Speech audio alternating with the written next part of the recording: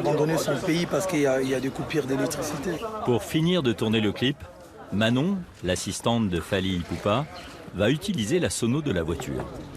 On fait avec les moyens du bord. On va connecter à la voiture en attendant le courant. Pas de choix.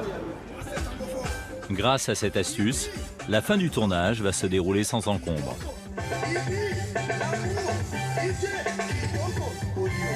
En une vingtaine d'années de carrière, Fally a gagné plusieurs millions d'euros. Une belle réussite qui n'est pourtant pas une exception dans ce pays.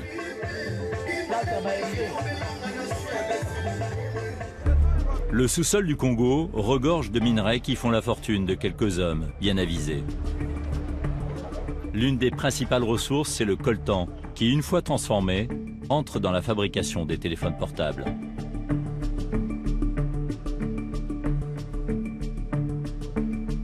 Les mines se trouvent dans la région des Grands Lacs, dans l'est du pays, à la frontière avec le Rwanda.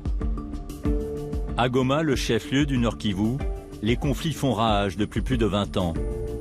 Des groupes armés tentent de s'accaparer les richesses du sous-sol. Pour maintenir un semblant de paix dans la région, l'ONU y déploie en permanence 16 000 casques bleus. La région est très pauvre, traumatisée par les rébellions successives et les massacres.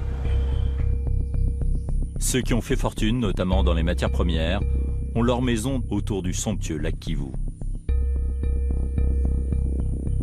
Un des hommes d'affaires les plus importants de la région habite cette gigantesque villa.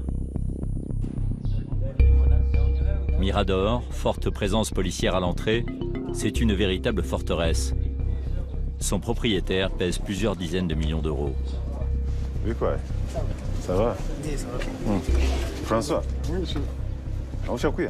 Robert Seninga est le roi des mines de coltan. Il a eu une vie mouvementée. Auparavant, il a été chef rebelle. Aujourd'hui, homme d'affaires, il est aussi député de Massissi, une circonscription proche de Goma. La politique, quand on est député, ça ne nous empêche pas à faire du business. Il reconnaît même que ses mandats l'ont aidé à devenir propriétaire de mines. Robert Seninga est aussi le président de l'une des plus importantes coopératives qui extrait le coltan dans cette région. L'homme est toujours escorté par des gardes armés, car il reçoit régulièrement des menaces.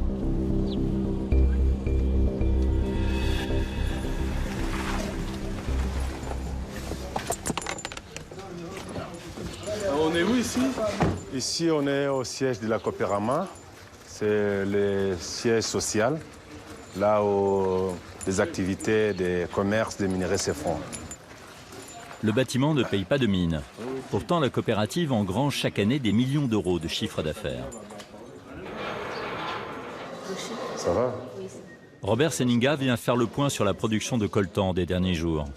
Les 6, on a reçu 4 tonnes, 668 kilos au total. Et les chiffres sont plutôt bons.